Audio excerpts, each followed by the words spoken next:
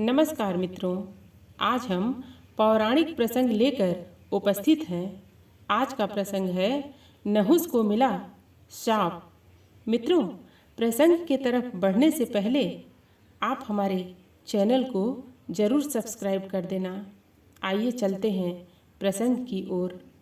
देवराज इंद्र की पत्नी सची वैदिक ऋषिका है। वह वेदों की दृष्टा है। असुर प्रलोमा की कन्या होने के कारण उसे पौलामी भी कहा जाता है। पतिव्रता स्त्रियों में वह अग्रणी मानी जाती है। इंद्र का वरण सची ने स्वयं किया था, अतः उसे स्वयंवर की अधिष्ठात्री देवी भी माना गया है। स्वयंवर को निर्बाध संपन्न करने के लिए कार्य आरंभ करने के पहले सची की पूजा की जाती है। सारे सुखोपभोग के साधन उपलब्ध रहने के बावजूद वह देवलोक में संयत जीवन बिताती है और अपने पति देवराज इंद्र को ही जीवन सर्वस्व मानती है। असुर कुल में पैदा होकर भी वह आसुरी माया से सर्वथा दूर और देवलोक के भोग विलास के जीवन से सर्वदा मुक्त रहती है। इंद्र को देवताओं की सेना सजाकर अक्सर असुरों से युद्ध करना पड़ता है। सत्य विजयी हो, असत्य पराजित हो, देव विजयी हो, असुर पराजित हो, यह सची के पुण्य प्रताप से ही संभव है। वह इंद्र की प्रेरणा स्रोत है। देवासुर संग्राम में देवगुरु बृहस्पति की प्रेरणा से सची ने ही पति को रक्षा सूत्र बांधकर भेजा था। आगे चलकर रक्षा सूत्र पर बहन का अधिकार मान लिया गया। पुराणों में कथा है कि एक बार इंद्र ने त्वष्टा पुत्र वृतासुर का वध कर दिया। फलस्वरूप इंद्र को ब्रह्मा हत्या का पाप लगा। इससे घबराकर इंद्र सिंहासन छोड़कर भाग गए और हिमालय के एक सरोवर में बैठकर प्रायश्चित करने लगे।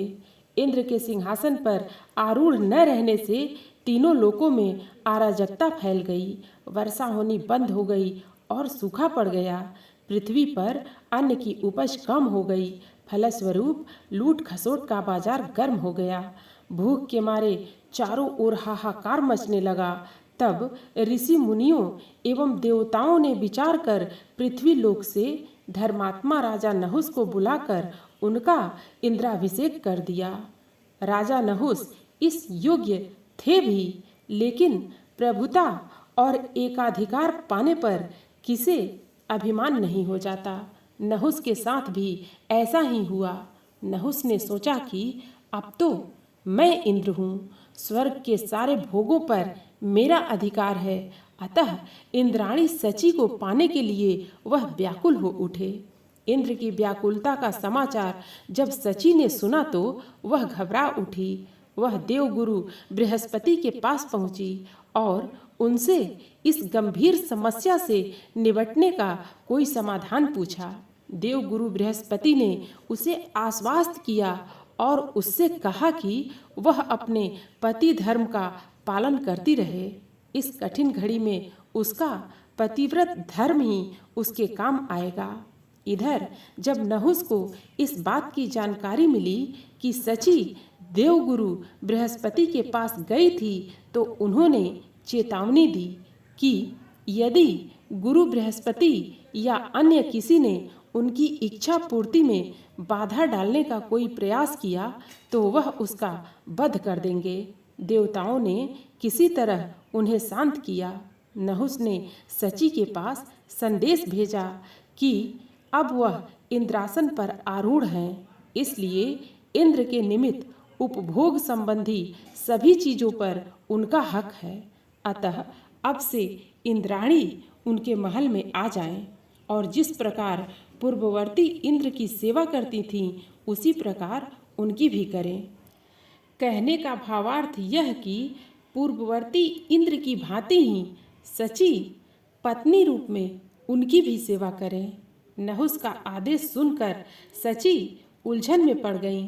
अपने आप को नहुस से बचाने के लिए उसने निवेदन पूर्वक नहुस को संदेश भेजा कि उसे थोड़ा सा समय दिया जाए, क्योंकि पहले वह अपने पति को खोजेगी, पता लगाएगी कि क्या वह जीवित हैं। यदि वह जीवित नहीं है तभी अपने संदेह निवारण के पश्चात नहुस की सेवा में उपस्थित होगी।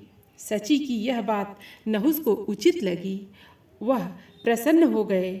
उन्होंने सची को ऐसा करने की अनुमति दे दी। सची ने देवताओं से अनुरोध किया कि वे उसके पति की खोज करें। इस बीच वह पति की कुशलता के लिए तप करेगी। तप का फल मिला। सची को पता चल गया कि इंद्र हिमालय के मानसरोवर क्षेत्र में एकांत सेवन कर रहे हैं। तप करने के कारण अब वे ब्रह्मा हत्या के पाप से मुक्त हो चुके हैं और उनमें पुनः आत्मविश्वास पैदा हो गया है। फिर तो हिमालय के उस क्षेत्र में जाकर वह स्वयं इंद्र से मिली और उन्हें अपने ऊपर आए संकट से अवगत कराया।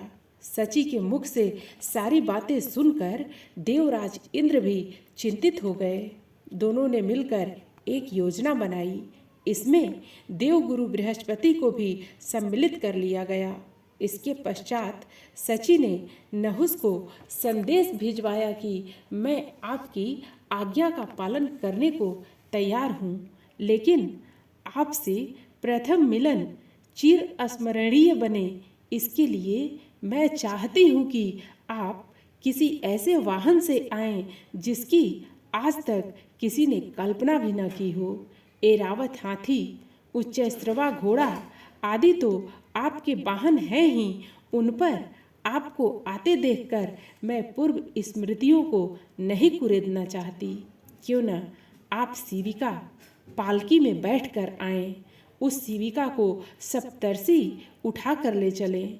उस शिविका से पवित्र कोई और वाहन हो ही नहीं सकता। पवित्र संबंधों का सूत्रपात पवित्र सप्तर्षि ही करें तो कितना अच्छा है। नहुस के मन में यह बात जम गई। उन्होंने सप्तर्षियों को बुलवाया और उनसे शिविका का भार ढोने के लिए कहा। सप्तर्षियों ने उन्हें बहुत समझाया कि वह अपनी हठ से बाज आएं, किंतु नहुस अपनी जिद पर अड़े रहे। उनके सिर पर तो वासना का भूत सवार था। उनके दिमाग में सची का रूप लावण्य बुरी तरह से घर कर गया था।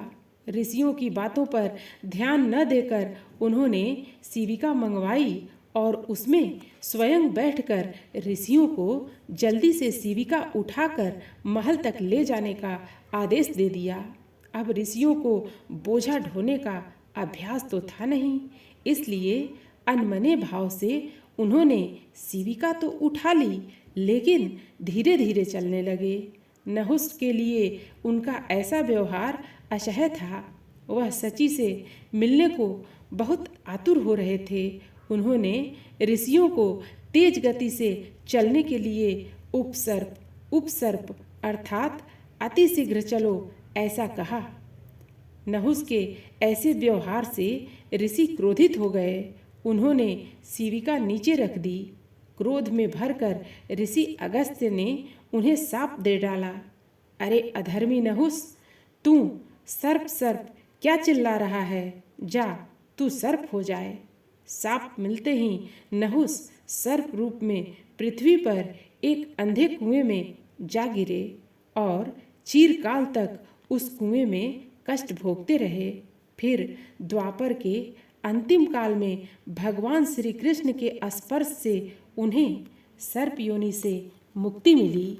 मित्रों, पौराणिक प्रसंग जहाँ तत्कालीन सभ्यता संस्कृति का परिचय देते हैं, वहीं ऐसे बूस्टर का काम करते हैं जो जड़ चुकी संवेदना में चेतना का संचार करे। मित्रों, पौराणिक प्रसंग जहाँ तत्कालीन सभ्यता संस्कृति का परिचय देते हैं, वहीं ऐसे बूस्टर का काम करते हैं जो जड़ बन चुकी संवेदनाओं में चेतना का संचार करे। अतः हमें विश्वास है कि इनसे व्यक्ति और समाज के चरित्र को सुदृढ़ करने में जहाँ सहायता मिलेगी, वहीं जिज्ञासु साधक इन्हें सुनकर अपने कई ऐसे प्रश्नों का समाधान स्वयमेव प्राप्त कर सकेंगे जिनकी खोज बरसों से कर रहे हैं। मित्रों, फिर मिलते हैं अगली प्रस्तुति के साथ। धन्यवाद।